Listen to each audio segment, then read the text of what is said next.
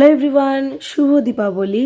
জানি দীপাবলি কেটে গেছে, তো যেহেতু আজকে দীপাবলি ভিডিওটা পোস্ট করছি, তো ভাবলাম তোমাদেরকে শুভ দীপাবলিটাই উইশ করি।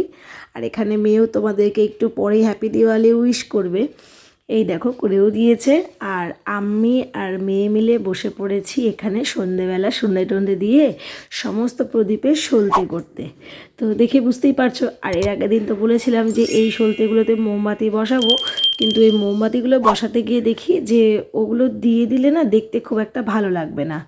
তো ফেসবুকে প্রচণ্ড ভাইরাল এই হ্যাকটা এবছর অনেক চোখে পড়েছে। তো ভাবলাম দেখি তো হ্যাকটা একটু অ্যাপ্লাই করে দেখি সত্যিই হয় কি না। তো সেই জন্যই বেশ কয়েকটা মোম নিয়ে চলে এসেছি। এই যে দেখো বেশ কয়েকটা মোম নিয়ে এসেছি, আর ওইদিকে একদম লো ফ্লেম করে একটু সর্ষের তেল বসিয়েছি গরম হতে। আর মোমের সলতেগুলো সব বার করে নিয়েছি। এদিকে রয়েছে 3টে কর্পূর। চলো এবার মোম দিয়ে তেলটা দিয়ে বানাই। জানি না কি হবে, আমি ফার্স্ট টাইম ট্রাই করছি। এই দেখো দেখেছো, একটু সাবধানে করো, এক্ষুনি একটা বড়সড় বিপদ ঘটতে যাচ্ছিল। যাই হোক, কিছু হয়নি, হালকা একটু তেল পড়েই ছিল, তারপরে আর সেরকম কিছু হয়নি, সব কিছু মুছে কুচে ঠিক করে নিয়েছি। ওই এক হাতে ফোন আর এক হাতে এইসব করলে তো তাই হবে, তাই না বলো? তো তেলটা তো মধ্যে মোমগুলো দিয়ে কর্পূরটা ভেঙে দিয়েছি যাতে একটু ঘ্রাণটা খুব সুন্দর হয়। কর্পূরের ঘ্রাণটা তো বেশ ভালো লাগে। এইবার এটাকে একটু নাড়াচাড়া করব যতক্ষণ কর্পূর আর তেলটা একদম না গলে যাচ্ছে। তো একদম গলে গেলে তারপরে এটাকে নামিয়ে নিয়ে যাব। সত্যি কথা বলতে এতগুলো তেল এতগুলো মোম নষ্ট করছি, জানি না কি হবে। তো একটু ভয়ে ভয়ে নিয়ে এসেছি। হাজব্যান্ড তারপরে বলছে কিসের এরকম গন্ধ বেরোচ্ছে, সর্ষের তেল তারপরে কর্পূর। তারপরে তো এই ঘরে এসে দেখে যে আমি এই সব কাণ্ড করছি। আর সত্যি কথা বলতে আমি এতটা খুশি হয়েছিলাম, এই ফার্স্ট টাইম কোনো হ্যাক এত পারফেক্ট হয়েছে।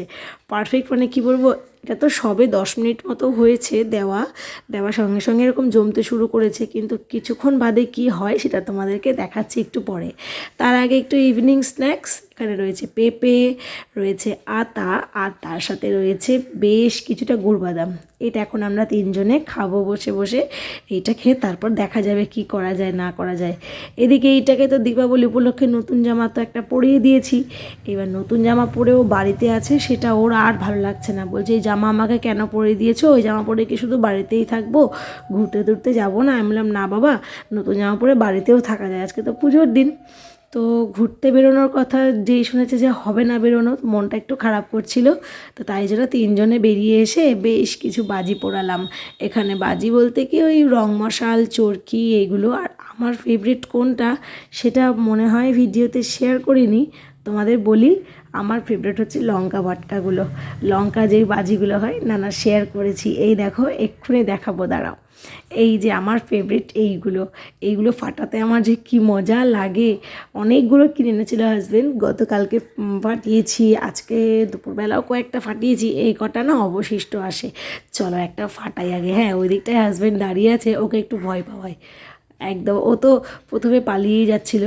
আর এত ড্যাম এক একটা, কিন্তু পরে না বেশ ভালো ফাটছিল কিন্তু।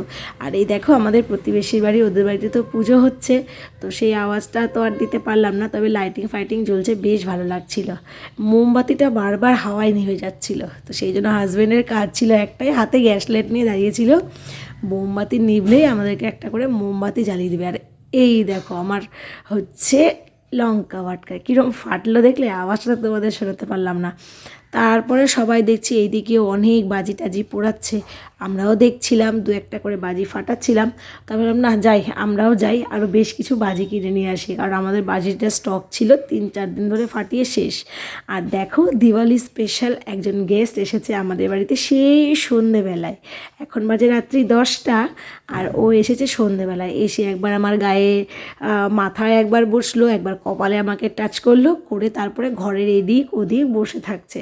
সে থাকুক, হয়তো বাইরে যেতে ভয় পাচ্ছে কিনা জানি না, চুপচাপ আছে, সে তার মতো থাকুক। চলো আমরা এবার রেডি হয়ে গেছি, এবার আমরা বেরোবো। রেডি বলতে কি, আমার রাত্রে এখন প্রায় 10টা 10-15 বাজে। জাস্ট একটা চুড়িদার পরেছি, একটু লিপস্টিক, ব্যাস চুলটা বেঁধে নিয়েছি। আর এদিকে তো ওই ম্যাডাম তো রেডি হয়ে বসেই আছে সন্ধ্যে থেকে। আর যেই না শুনেছে এখন আমরা বেরোবো, এত খুশি আর বলছিল যে আমরা তো তাড়াতাড়ি রেডি হয়ে যাই, আর আমার বাবাটা সব থেকে বেশি সময় নেয়। দেখো না, বাবা মায়ের চলছে এখন ঝগড়া পর্ব। এদিকে হাজব্যান্ড কি একটা যেন খুঁজে পাচ্ছিল না। আর এই যে আমার কুর্তিটা না, অ্যাকচুয়ালি কুর্তি না, এটা 3 পিস, এটা না আয়রন করা হয়নি। তো ভাবলাম রাত্রেবেলা যাবো, বাজি কিনে চলে আনবো, আর আয়রন টায়রন করার দরকার নেই, সেই বলেই বেরিয়ে পড়েছি। আর বাইরে বেরিয়ে দেখেছো কি সুন্দর। আমি তোমাদেরকে এর আগের দিনে একটা ভিডিওতে শেয়ার করেছিলাম, দীপাবলি আমার এই কারণে ভীষণ ভালো লাগে। এই যে দুর্গাপুজোর সময় তো লাইটিং হয় ঠিক আছে, কিন্তু এই যে কালী পুজো একদম নিয়ম রীতি মেনে প্রত্যেক বাড়িতে বাড়িতে যে টুনিগুলো লাগানো হয়, বিভিন্ন রঙের লাইটিংগুলো লাগানো হয়, বেশ ভালো লাগে। আমাদের এই দিকটা না প্রচুর পুজো হয়, জানি কালী পুজো সব জায়গাতেই অনেক হয়, আমাদের দিকেও যেন মনে হয় একটু বেশি বেশি হয়। তো চলে এলাম আমাদের মোড়ের মাথায়। আমাদের বাড়ি থেকে মোড়ের মাথায় আসতে ওই ম্যাক্সিমাম 5 মিনিট লাগে, মেন যে মোড়টা আর কি, মঙ্গলবাড়ি মোড়টা। তো এখানেই হাজব্যান্ডের এক বন্ধুর দোকান থেকে কিনলাম বেশ কিছু বাজি। এইবারে হচ্ছে যাচ্ছি যে এইখানে একটা পুজো হয়, মানে আমার বাবা যে সমস্ত বন্ধুরা আছে তারা মিলে একটা পুজো করে। তো সেইখানে প্রচণ্ড ভিড় ছিল বলে ঠাকুরটার দেখা হলো না। তো চলো এবার বেরাই, বাড়ি যাই। বাড়ি গিয়ে এবার প্রতিবেশীর বাড়িতেও যেতে হবে। আর এইটা হচ্ছে আমাদের যে বাড়ির অপোজিটে যে মন্দিরটা, সেইখানে মায়ের পুজো অনেকক্ষণ আগে হয়ে গেছে। এইবার যাব আমাদের প্রতিবেশীর বাড়িতে, ওখানে যাব। চলো আস্তে আস্তে ভেতরে ঢুকেই দেখো মায়ের মূর্তি। এই মূর্তিটা এদের বাড়িতে সারা বছর থাকে। আর একটা নিয়ম শুনলাম এদের বাড়িতে, আগের বছরে যে মূর্তিটা ছিল সেটা যেন এখনও বিসর্জন হয়নি। আগের বছরের মূর্তিটার পুজো হয়েছে, পুজো হয়ে এই মায়ের সাথে দর্শন হয়েছে, বলতে পারো 2 মূর্তির দর্শন হয়েছে, দুজনে দেখাদেখি হয়েছে। তারপরে সে 2 দিন পরে বিসর্জন যাবে। এখানে প্রসাদ খেয়ে নিয়েছি, তারপরে আমরা প্রতিবেশীরা সবাই মিলে একসঙ্গে বাজিগুলোকে এক জায়গায় করে আমরা একসঙ্গে বাজি পোড়াবো। এখানে চলছে ফানুস নিয়ে লড়াই। সত্যি কথা বলতে এবার 3-4টে ফানুস ওড়ানো হয়েছে, একটাও কিন্তু নষ্ট হয়নি জানো।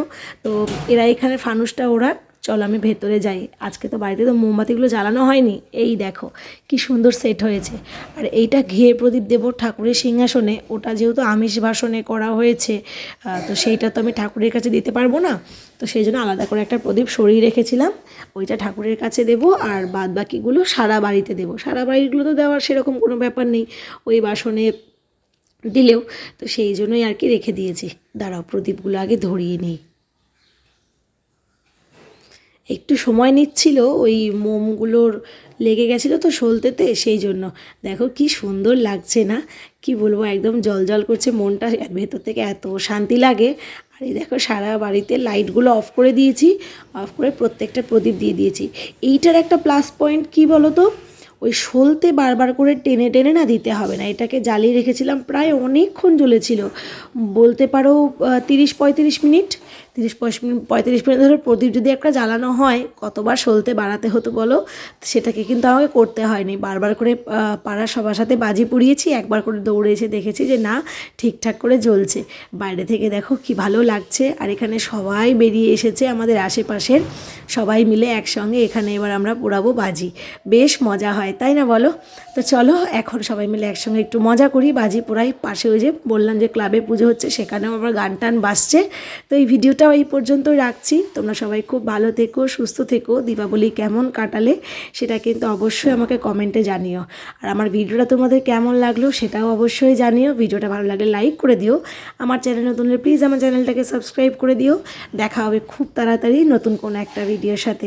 আজকের মতো টাটা।